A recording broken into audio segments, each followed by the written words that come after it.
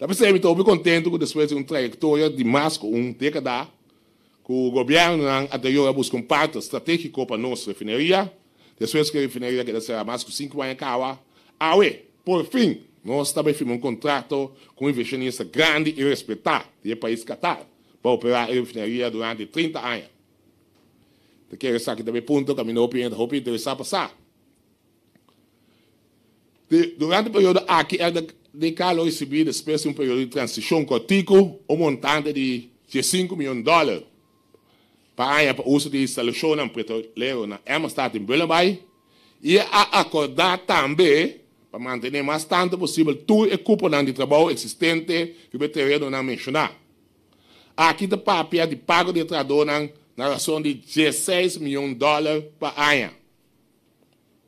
Então, permite-me pensar algo mais importante, porque nós como governo, vamos criticar, porque nós não estamos sentindo o dolor de trabalhador.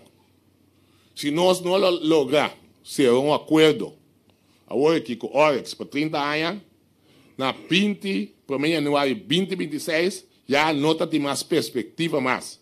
Para que a refinaria, essa é outra segunda que todo trabalhador não me serve em casa.